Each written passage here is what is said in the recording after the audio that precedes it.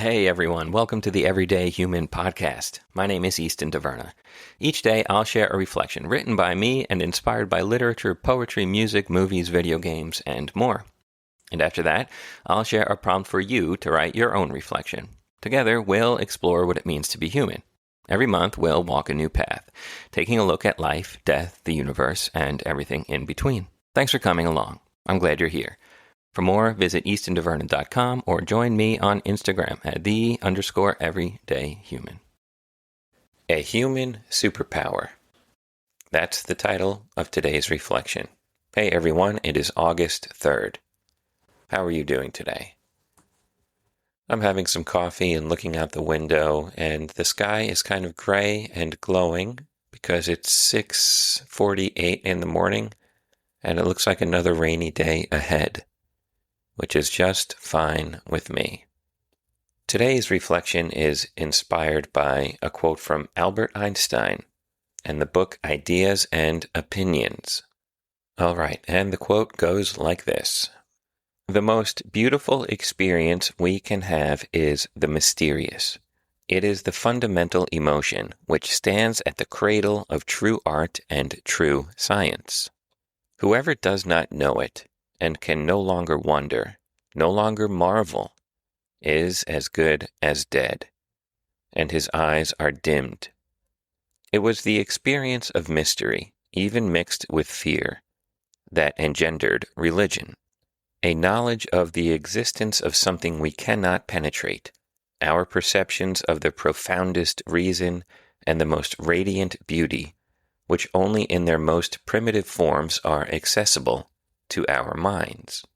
It is this knowledge and this emotion that constitute true religiosity.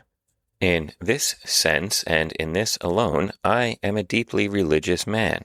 I cannot conceive of a God who rewards and punishes his creatures, or has a will of the kind that we experience in ourselves. Neither can I, nor would I want to conceive of an individual that survives his physical death. Let feeble souls, from fear or absurd egoism, cherish such thoughts. I am satisfied with the mystery of the eternity of life, and with the awareness and a glimpse of the marvelous structure of the existing world. Together with the devoted striving to comprehend a portion, be it ever so tiny, of the reason that manifests itself in nature. Love that quote. All right, and here is my reflection.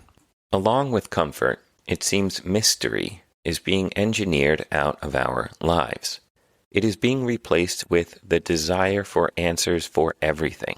And the slow yet profound progress of growth of the mind-body self is being replaced with the desire for immediacy.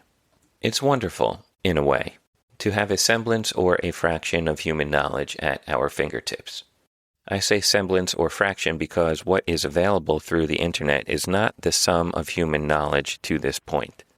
It is a portion of what has been recorded by humans, which means it's prone to error, truth-stretching, and outright lies. Although there is much valid and true, the internet or the growing gargantuan data centers being built all over the world can never account for human experience. The wisdom passed down from generation to generation includes facts, yes, but also the essence of what it means to be human. Watching a parent clean the house or tend the garden, making sauce from an old family recipe, or just sitting with a loved one in stillness and silence, sharing a cup of tea as the world slowly settles and darkness rises. It's easy to see how we fall prey to the temptations of getting rich quick, taking a pill to lose weight, drinking a neurotoxin to wash away the stress of the day and forget who we are for a few hours. It takes time to slowly grind at building a business, or work your way up a ladder from the bottom rung. It takes time and discipline to change your lifestyle, your eating and exercise habits to get healthy. It can take decades to work through hidden or exposed traumas from the past, stress of the present, and anxiety over the future. It can take a lifetime to create a piece of art, your masterpiece of a painting or a novel. Why would you waste your time when you can just tell a machine to do it now? Eye roll. There's sense of mystery in the journey of the creative process, in the process of self-improvement, self-discovery, and just in a process in general. And it is in this that we find the mystery that is sister to curiosity. It is here that we find unknown and unpaved paths to wander down, where we might discover a new passion, or solve a problem that we've been working on for weeks, or discover the root cause of what's been making us so anxious lately. It's in these dark shadows of the universe, the unknown worlds that revolve around the stars we see at night, the wonder that comes with watching a bagworm stick its head out of its cocoon and work its way down the branch of a cypress tree, or the moment of self-discovery while walking alone on a quiet path in the park before the world wakes.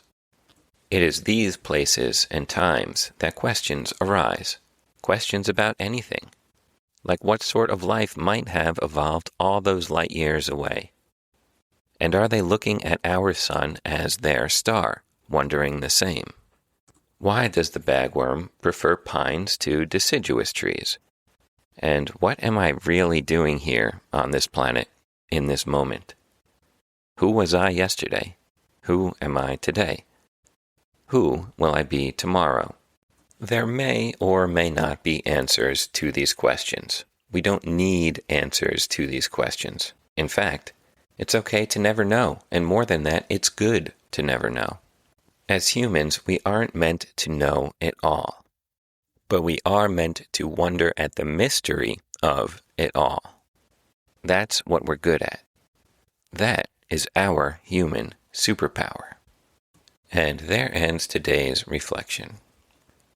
If you're wondering about the bagworm and why it prefers evergreens, the answer is quite simple.